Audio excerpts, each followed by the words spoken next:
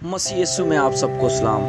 एक दफ़ा का वाक़या है। एक नौजवान खादिम था जो आम खा रहा था। उसके पास एक शख्स आया और उस शख्स ने उसे बोला कि क्या तुमने अपनी जवानी खुदा को दे दी है? अभी तो तुम्हारे एंजॉय करने के दिन हैं। उस खादिम ने उसकी तरफ देखा और उससे पूछा, आम खाओगे?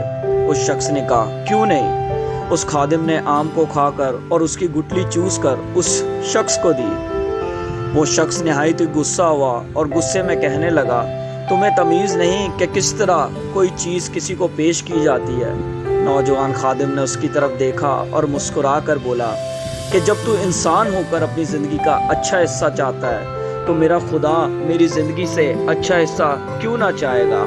इसलिए मेरी ज़िंदगी का जो अच्छा हिस्सा था वो मैंने खुदा को दिया। ज़रूरत है कि अपनी ज़िंदगी का अच्छा हिस्सा खुदा को दें।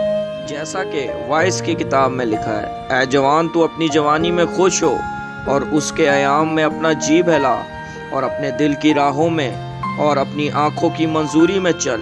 लेकिन याद रख कि इन सब बातों के लिए खुदा तुझको अदालत में लाएगा।